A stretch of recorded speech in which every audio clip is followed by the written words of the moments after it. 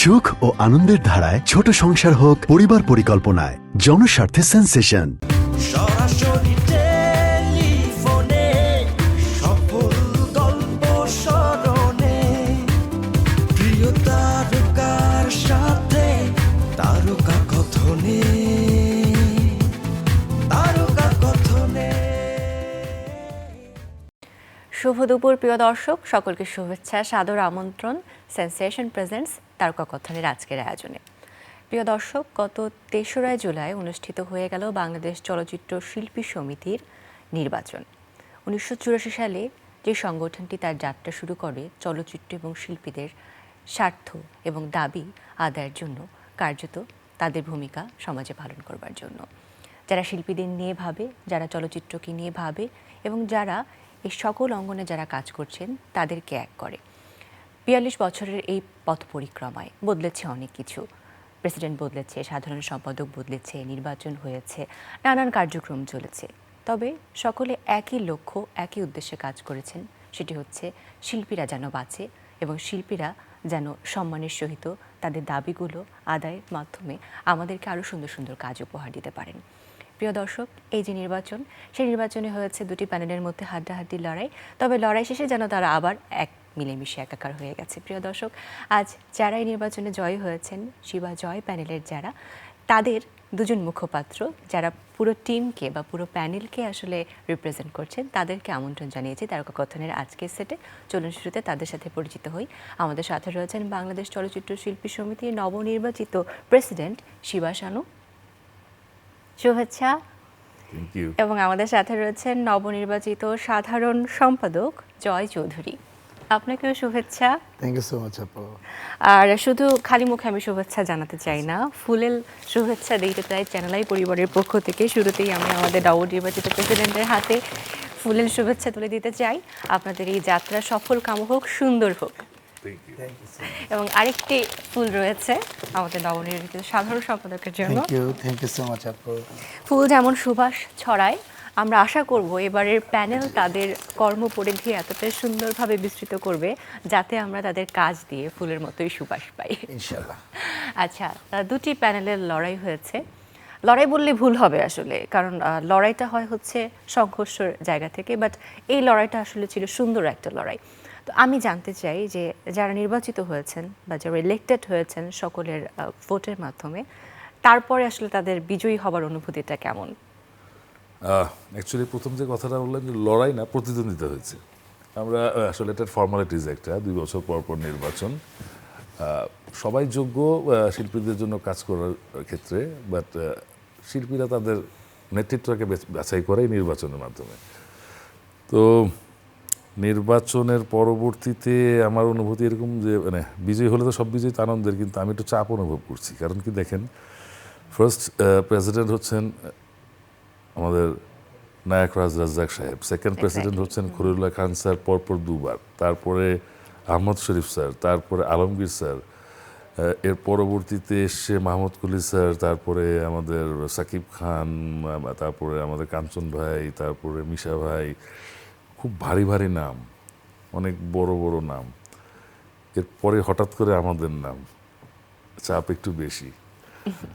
আর ওনাদের সময়টাতে চলচ্চিত্রটা খুব সংকটে ছিল না, মানে ভালো ছিল চলচ্চিত্রের অবস্থাটা, যার ফলে আমাদের চলচ্চিত্রের যারা মেম্বার্স আছেন আমাদের শিল্পী সমিতি, তাদের সমস্যা কম ছিল। এখন চলচ্চিত্র একেবারেই নেই, সমস্যা অনেক বেশি, কর্মহীন মানুষের সমস্যা একটু প্রকট হয়। এই সমস্যাটা আমাদেরকে ফেস করতে হবে, তাই চাপটা অনেক বেশি। তো যদি আপনি ফুল দিয়ে বরণ করেছেন, আমি আশা করব যে 2 বছর পর যদি আমাদের কার্যক্রম সাকসেস হয়, তখন যদি একটি ফুলের কলিও এনে দেয়, তাতে বেশি খুশি হব। ধন্যবাদ। খুব দারুণভাবে বলেছেন আসলে। সুখ ও আনন্দের ধারায় ছোট সংসার হোক পরিবার পরিকল্পনায় জনস্বার্থে সেন্সেশন। জয় চৌধুরী, আপনার অনুভূতিটা কেমন? আমার অনুভূতি হচ্ছে, বিকজ সর্বপ্রথম একটা কথা বলি যে আমি কিন্তু আমার যিনি প্রেসিডেন্ট, আমরা যখন পরিকল্পনা করি, আমরা তখন আমাকে মনে হয়েছে যে আমাদের প্রেসিডেন্ট একজন ডাইনামিক একজন সভাপতি আমরা পেতে যাচ্ছি বাংলাদেশ চলচ্চিত্র শিল্পী সমিতি। তা আমার অনেক বেশি কৃতজ্ঞ যে আমি হয়তোবা যদি খুদা না করুক যে আমি পাশ করেছি আমার প্রেসিডেন্ট পাশ করে নাই, তাহলে আমরা হয়তোবা আগামী 2 বছর একদমই কোনো কাজ করতে পারতাম না। আর আমি হচ্ছে সব থেকে বিচার করে 84 সাল থেকে এই পর্যন্ত সব থেকে সর্বকনিষ্ঠ সাধারণ সম্পাদক হলাম আর কি, জাস্ট সব থেকে সর্বকনিষ্ঠ।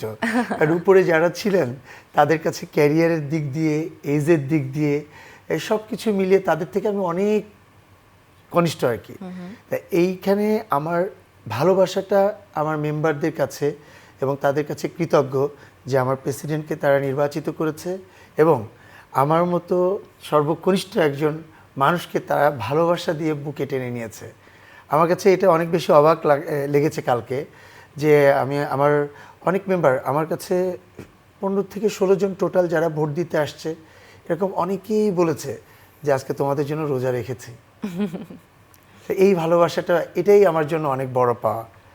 এটাই আমি আমি আমি মনে করি যে হয়তো ইন্ডাস্ট্রিতে আমার থেকে অনেক বিগ মুভি করেছে অনেকেই, বাট আমার এই জায়গাটা আমাকে আল্লাহ পাকের ইচ্ছায় আমার সম্মানিত ভোটাররা ভালোবেসে সম্মানের জায়গায় আমাকে দিয়েছে। আমি আপ্রাণ চেষ্টা করব তাদের সম্মান, তাদের ভরসা, তাদের আস্থা রাখার জন্য।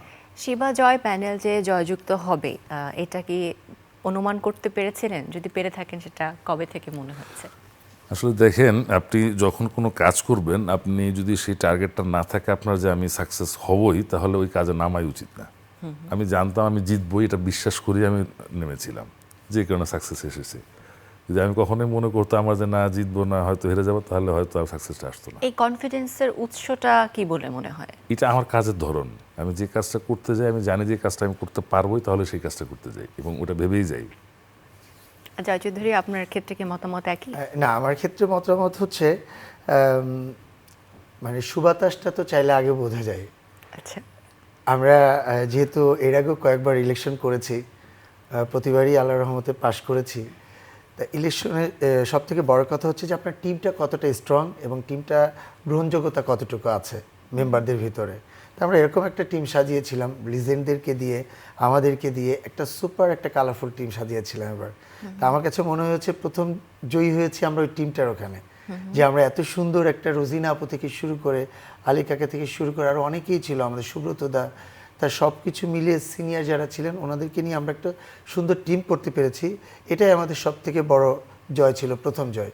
এইটা যখন করার পরে আমার যখন মেম্বাররা যখন আমাদের প্রতি আকৃষ্ট হলো, একদিন দুদিন পর পর যখন দেখতেছে যে আমাদের ফ্যান বেসটা বাড়তেছে আস্তে আস্তে, আমাদের গ্রুপের দলটা ভারী হচ্ছে আস্তে আস্তে, তখন আমার মনে হলো যে ইনশাল্লাহ এবার আমরা মানে সর্বোচ্চ ভোট পেয়ে ইনশাল্লাহ আমরা সবাই বের হয়ে যাব। এবং সেটা আসলে হয়েছে, সেটা আপনাদের দ্বারা প্রমাণিত হয়েছে যে প্যানেল জয়যুক্ত হয়েছেন সর্বোচ্চ ভোট পেয়ে, এবং ভোটিংয়ের ব্যবধানটা আসলে অনেক ছিল।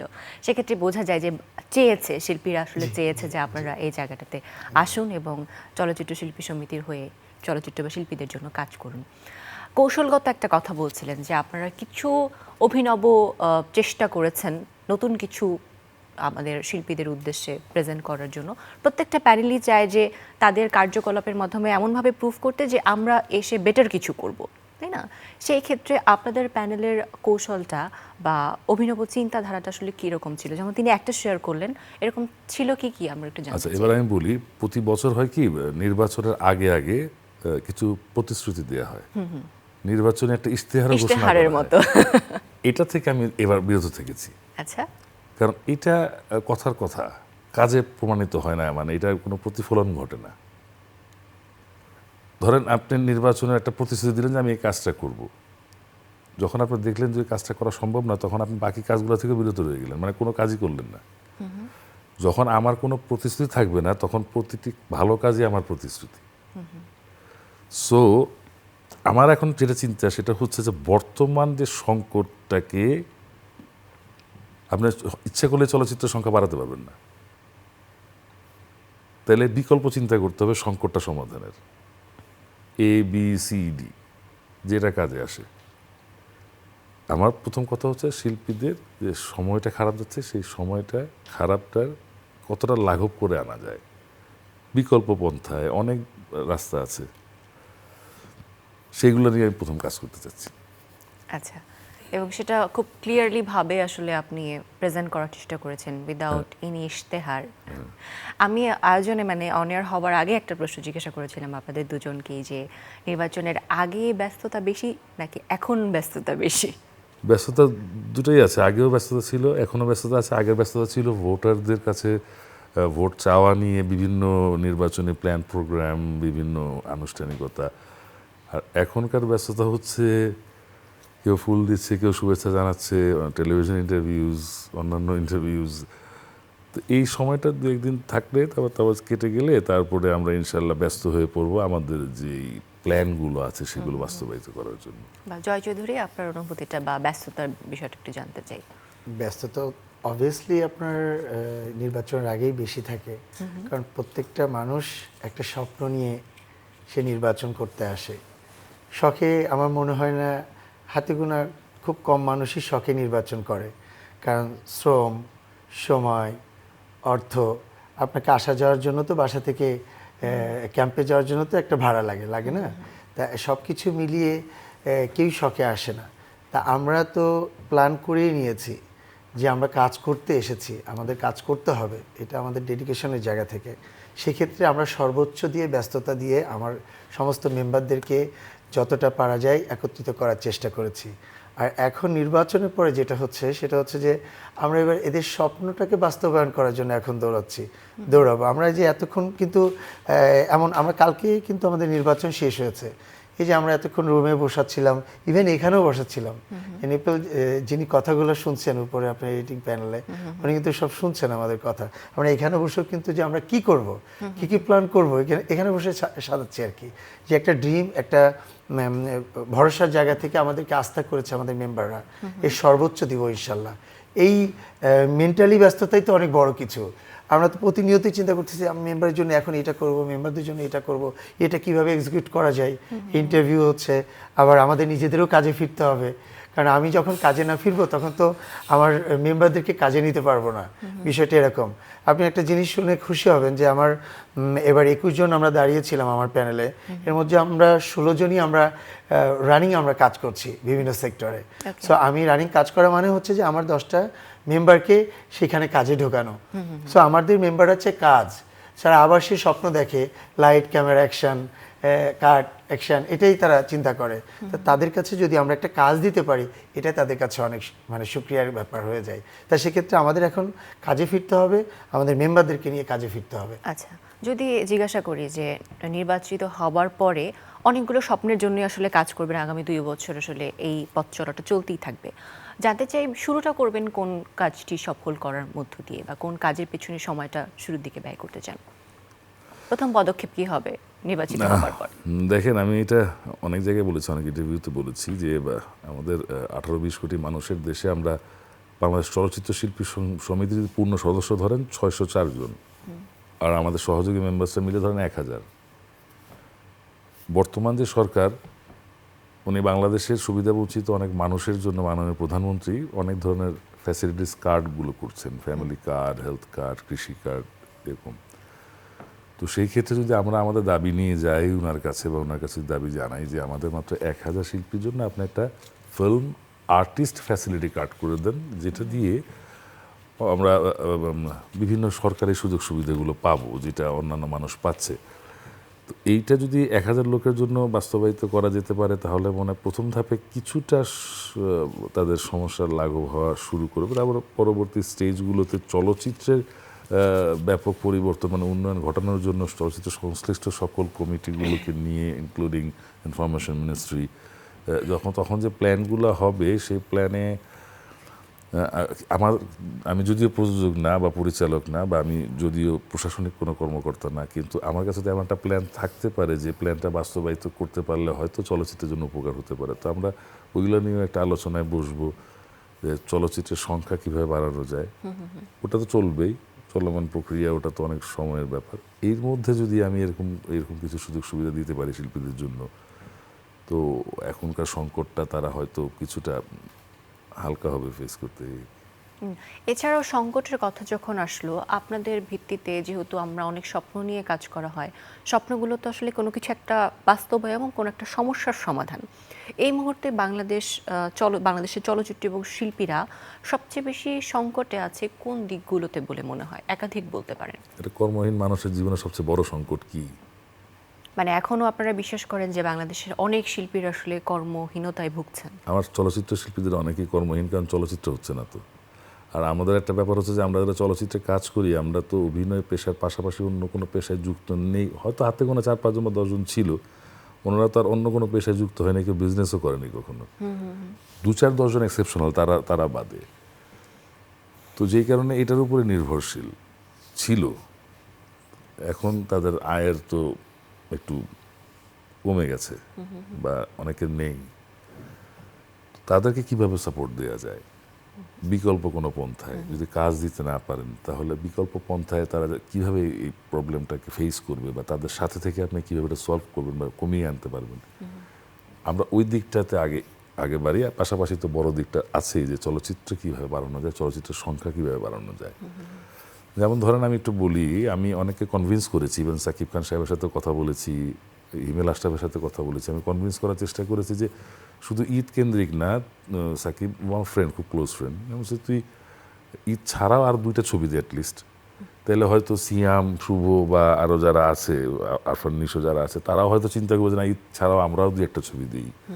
তো ইনভেস্টাররা হয়তো চিন্তা করবে যদি ওই ছবিগুলো ভালো যায়, ইনভেস্টাররা হয়তো চিন্তা করতে ঈদ ছাড়াও ছবি ভালো যেতে পারে। নেই। সেকেন্ড, এখানে আরও অনেকগুলো আছে যেগুলো আমরা গ্র্যাব করি না। সেটা হচ্ছে যে আমরা অলওয়েজ চিন্তা করি মানে বড় ছবি, বিগ বাজারের ছবি, সাকিব খান বা এই অন্য স্টার, শুভ বা আরফান নিশো বা যেই হোক। কিন্তু দেখেন এবার 2টো ছবি গত ঈদে, বনলতা এক্সপ্রেস এবং প্রেসার কুকার, ওই রকম বড় বাজেটেরও না, অমন বড় তারকাও নেই, কিন্তু দর্শক প্রিয়তা পেয়েছিল। কিন্তু তো এইটাও যদি যারা ইনভেস্টার বা যারা নির্মাতা এই টাইপের গল্পগুলোকেও যদি তারা আনে বছরের মাঝে মাঝে, প্রতি মাসে যদি একবার আনে, তাহলে দর্শকরা প্রতি মাসে একবার হলে আসার অভ্যাস হয়ে যাবে। এখন তো মানুষ টার্গেট করেই ফেলেছে যে কোরবানি ঈদ আর রোজা ঈদে ছবি দেখবে, ছাড়া হলে কেন যাব, রাইট না? তো যদি আপনি অভ্যাসটা করাতে পারেন তাহলে দর্শকরা আসবে। একটা জিনিস দেখেন, ওয়ার্ল্ডে কিন্তু যুগে যুগে বিজনেসের ধরনের পরিবর্তন ঘটে। আগে আপনার বাড়ির সামনে, যখন আমি ছোট ছিলাম তখন আমার বাড়ির সামনে একটা মুদি দোকান ছিল, এখন সেটা সুপার শপ হয়েছে। আমার সিঙ্গেল স্ক্রিন যখন ছিল তখন আমাদের মনে আছে এখনো, যখন ছোট ছিলাম হলে সিনেমাতে যেতাম, সিঙ্গেল স্ক্রিন যখন ছিল তখন ইন্টারভেলের সময় ছোট ছোট আলুর ভাজা চিপস সাদা রঙের প্যাকেটে, আর যে 7-আপের ঘন্টি টুং টুং টুং টুং বাজাতো ইন্টারভেলে। এখন দেখেন তো সিস্টেমটা অন্যরকম না। এখন ইন্টারভেলে আপনি বেরোচ্ছেন, পপকর্ন নিচ্ছেন, কোক নিচ্ছেন, এত ট্রেতে করে দিয়ে বসছেন, পাশে যেখানে আপনি সিনেমাটা দেখছেন সেখানে অনেক রকমের ব্যবসায়িক ব্যাপার স্যাপার আছে। তো সিঙ্গেল স্ক্রিনগুলো যেখানে ছিল, ওই সিঙ্গেল স্ক্রিনগুলো যেখানে আছে এখন, সেগুলো যদি আধুনিক করা যায়, শীতাতপ নিয়ন্ত্রিত সিটগুলো যদি সুন্দর করা যায়, তার অবকাঠামো যদি সুন্দর করা যায়, এবং পাশাপাশি সেখানে একটা প্লেগ্রাউন্ড, একটা ফুড কোর্ট, একটা মহিলাদের জন্য একটা 3 পিসের বা শাড়ির দোকান, কসমেটিক্স দোকান, এরকম যদি সারাউন্ডিং দেওয়া যায়, একই মালিক যদি এগুলো আয়োজনটা করে, সিনেমা হলে তার ইনকাম কম হলেও বাকি ইনকাম দিয়ে কিন্তু তার ওই জিনিসটা রক্ষা হয়। তো বিজনেসের যেহেতু ধারাও চেঞ্জ হয়েছে, আমাদেরও তো অনেক কিছু চেঞ্জ করতে হবে। ওইখানে যেতে যেতে একসময় আমি সিনেমা হলে ঠিকই ঢুকে যাব। অনেক ধন্যবাদ। আমি জয় চৌধুরী, আপনার কাছে একটু জিজ্ঞাসা করি। আপনি শুরুতে যেমন বললেন যে এই এতদিন অদ্যাবধি যারা ছিলেন সব থেকে কনিষ্ঠ আপনি, বলতে পারি যে ইয়াং মাইন্ড কিন্তু অনেক ক্রিয়েটিভ চিন্তা, ক্রিয়েটিভ উদ্যোগ আমাদের মাঝে আনতে পারে। তারা অন্যভাবে ভাবতে শেখে বা ভাবায়, এটা আমরা বিশ্বাস করি। সেক্ষেত্রে বাংলাদেশ চলচ্চিত্র শিল্পী সমিতির জন্য আপনার নিজস্ব কোনো ভাবনা বা ইচ্ছে আছে কিনা যেটা আপনি ফুলফিল করতে চান আপনার দায়িত্বের মধ্য দিয়ে? আমি প্রথমে একটা কথা বলি যে আমরা বলেছি আমাদের কোনো ইশতেহার নাই, বলেছি আমরা সেটা, কিন্তু আমাদের কিন্তু কিছুই হিডেন ইশতেহার ছিল যেটা আমরা পাবলিকলি আনি নাই আর কি, সত্যি কথা বলতে। কারণ আমি মনে করি, আমি ভাইয়ের কাছ থেকে এটা শিখেছি, প্রেসিডেন্টের কাছ থেকে, যে মিথ্যাবাদীরা সবসময় বেশি স্বপ্ন দেখাতে পছন্দ করে। তা আমি আমার মেম্বারদের কাছে এত স্বপ্ন দেখাতে পছন্দ করছি না আর কি, আমরা তাকে কাজে বিশ্বাস করে দেখাতে চাই। তা আমার প্ল্যানিং আছে যে আমার শিল্পী সমিতিটা কেন যেন একটু এফডিসির এই চার দেয়ালের মাঝে হয়ে গেছে এই আর্টিস্টগুলা বা এদের কর্মকাণ্ডগুলা। আমরা এটাকে একটু অ্যাব্রোড করতে চাই, আমি এটাকে একটু মানে পৃথিবীর দুয়ার উন্মোচন করতে চাই আমি এটা। আমাদের তো অনেক কাজ আছে, আমাদের অনেক ভিসা জটিলতা থাকে, আমাদের মেম্বাররা চাইলে বিভিন্নভাবে, আমাদের তো গভর্নমেন্টের ওয়েতে তো আমাদের অনেক ভিসা আসে, বাংলাদেশ অনেক দেশ থেকে ভিসা আসে, সেখানে আমরা গভর্নমেন্টের ওখানে ওদের সাথে একটা কোলাবোরেট করে ওনাদের আমাদের মেম্বারদের ছেলে আছে, ভাই আছে, ওদেরকে ফ্যামিলি, আমি ইকোনমিক্যালি সাপোর্ট না করি, ফ্যামিলিগতভাবে আমি গ্রো আপ করতে পারি কিনা আমরা চাইলে চেষ্টা করতে পারি। তাদের ভিসা জটিলতাগুলো আমাদের মধ্যপ্রাচ্যে বা আমাদের সাবকন্টিনেন্টাল যে দেশগুলো আছে যেখানে খুব কম পয়সায় সে মুভমেন্ট করে সে জব বিষয়ে যেতে পারবে, এরকম কিছু প্ল্যানিং আমার কাছে আছে। এরপরে সে ধরেন তাদের চিকিৎসার একটা ব্যাপার আছে, তার শিক্ষার একটা ব্যাপার আছে। আমাদের মৌলিক চাহিদাটা আমরা যদি বিভিন্নভাবে যদি তাকে পূরণ করে দিতে পারি, তাহলে তার কাজের ক্ষেত্রে কাজ করে ইনকাম করে এনে তার চাহিদাটা পূরণ করার জন্য ওইখান থেকে কিছু কিছু সাপোর্ট কিন্তু সে পাবে। আমার এরকম অনেক কিছু প্ল্যানিং আছে। এবং আমার একটা প্ল্যানিং আছে, যদি এরকম কিছু করতে পারি যে মেনটা আমি ইকোনমিক্যালি দেখা গেছে আমার প্রবলেম চলছে আমার কোনো মেম্বারের, আমি বাকিতে কিছু টাকা, বাকিতে কিছু মানে খাদ্যদ্রব্য কিনতে পারবো, সেটার সাথে কার সঙ্গে কোলাবোরেট করা যেতে পারে। স্বপ্ন আছে, আগুরা আছে, মিনা বাজার আছে, মান্থলি 10,000 টাকার একটা ভাউচার থাকবে যে তুমি এটা ক্রেডিটে নিতে পারবা। এখন অনেক সময় অনেকের হাতে টাকা থাকে না, তাই আমার দেখা গেছে 5 তারিখের ভিতরে টাকাটা, সামনের মাসে আমি 10,000 টাকার ক্রেডিট নিলাম, আমি সামনের মাসে 5 তারিখ বা 10 তারিখের ভিতরে ক্রেডিট পরিশোধ করলাম। নাহলে তার অফিসিয়ালি আমার তার চিঠি আসবে আমার শিল্পী সমিতিতে, এখান থেকে তাকে আমরা নোটিশ করলাম, অথবা সে নিজের মতো করেই নিজে সে পেমেন্টটা করে দিল। তো এরকম অনেক ধরনের সুযোগ সুবিধা একটা প্ল্যানিং করেছি আর কি। অনেক কিছুই হেডেন আছে, আমরা পাবলিকলি বলবো না, আমরা করে দেখাবো ইন দ্য ইনশাআল্লাহ। মেইন টাইম হয়তো আনলিশ হবে যে আসলে কোন কার্যক্রমগুলো রয়েছে। আচ্ছা, চলচ্চিত্র শিল্পী সমিতির সংগঠনটি রান করতে নিশ্চয়ই ফান্ডিং এর প্রয়োজন হয়, তো সেই ফান্ডিং এর উৎসটা কি কি হতে পারে বা এখন কি আছে এবং ভবিষ্যতে এটা বাড়াতে হলে আরো কি কি পদক্ষেপ নেওয়া যেতে পারে বলে মনে আমাদের হয়? যে ব্যয়টা, সেটা সংগ্রহটা হয় সদস্যদের চাঁদার মাধ্যমে। সেবামূলক প্রতিষ্ঠান, আমাদের মূল আয়ের উৎস হচ্ছে সদস্যদের চাঁদা প্রদানের চাঁদা। মাধ্যমে। সেকেন্ডলি ডোনেশন কালেকশনের মাধ্যমে। আর আরও অনেক আছে, রাস্তা আছে যেটা আমরা সবসময় হয়তো আয়োজন করতে পারি না। ধরেন একটা স্টার নাইট করলেন, আপনি স্টার নাইট করলেন, সেটার টিকিট সেল করলেন, এখান থেকে আপনি আয় করতে পারেন। এগুলো বাধা নেই, দিয়ে আমাদের সাংবিধানিকভাবে এগুলো করা যেতে পারে। তো আমরা সবগুলো রাস্তায় অ্যাপ্লাই করব, দেখি কোনটা থেকে বেশি সাকসেস আসে। আর এখন আলটিমেটলি ডোনেশনটার উপরেই বেশি নির্ভর করে থাকতে হয়, যেহেতু স্টাররা এত ব্যস্ত, আর অনেকে বাংলাদেশের বাইরে থাকে, সময় কুলায় না। তো আমি চেষ্টা করবো যে সবাইকে এক সময় এক জায়গায় এনে একটা সময় মতো করে একটা স্টার নাইট করে কিছু ফান্ডিং করার। আর আমার একটা প্ল্যান আছে, যেটা শিল্পী কল্যাণ তহবিল করার, যেটাতে ফান্ডিং আনাটা একটু ইজি হবে।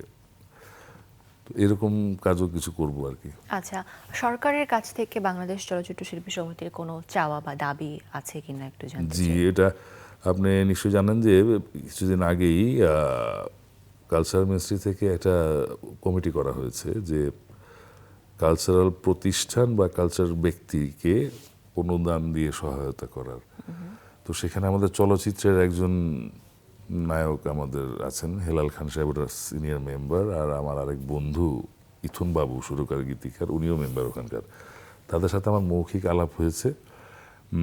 কাগজপত্র নিয়ে দৌড়াদৌড়ি শুরু হয়ে যাবে, খুব তাড়াতাড়ি প্রসেস করা শুরু করব। ওইখান থেকে মানে শিল্পী সমিতির প্রতিষ্ঠান তো একটা কালচারাল প্রতিষ্ঠান, এটা আনার জন্য, এবং ব্যক্তি পর্যায়েও যদি কেউ এরকম প্রবলেম ফেস করে ওখান থেকে অনুদান আনা যাবে। সেকেন্ড হচ্ছে আপনার আরেকটা জায়গা আছে, সেটা হচ্ছে শিল্পী কল্যাণ ট্রাস্ট।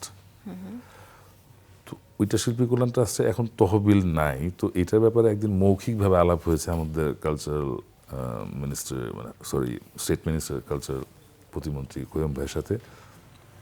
ওনাকে আমি মৌখিকভাবে বলেছি যে ভাই, এটা তো একটা আছে, কিন্তু এটা তহবিল নেই, তার ফলে এটা কোনো কার্যক্রম নাই। তো এটা তহবিল থাকলে তো শিল্পীরা কিছু হেল্প পেত। তো বলছেন না, এটা আমরা অবশ্যই খুব তাড়াতাড়ি করে দিচ্ছি। ওকে, থ্যাংক ইউ সো মাচ দুজনকেই, এবং আবারও অভিনন্দন জানাতে চাই। আয়োজনের একেবারে শেষ দিকে আছি, এবং আপনারা যে কথাটি দিয়ে শুরু করেছিলেন যে আপনারা স্বপ্ন দেখানোতে বিশ্বাসী নয়, স্বপ্ন বাস্তবায়নের বিশ্বাসী। সেই বাস্তবতার প্রতিফলন যেন আমাদের শিল্পীরা পায় এবং আমাদের চলচ্চিত্র পায়, সেই প্রত্যাশাটি রেখে আজকের আয়োজন থেকে বিদায় নিতে চাই। দুজনে অনেক অনেক ভালো থাকবেন। Thank you so much. Thank you. দর্শক, এই ছিল আমাদের আজকের আয়োজন। আশা করি ভালো লেগেছে। আমাদের চলচ্চিত্র বাঁচুক, আমাদের শিল্পীরা বাঁচুক, এবং শিল্পীদের স্বার্থ রক্ষা হলেই কিন্তু আমাদের চলচ্চিত্র বেঁচে থাকবে এবং চলচ্চিত্রের পাশে আমরা থাকতে পারবো। শিল্পীদের পাশে আমরা যেন থাকতে পারি, সেই প্রত্যাশা নিয়ে আজকের আয়োজন থেকে বিদায় নিচ্ছি। সকলে ভালো থাকবেন। সুখ ও আনন্দের ধারায় ছোট সংসার হোক পরিবার পরিকল্পনায়, জনস্বার্থে সেন্সেশন।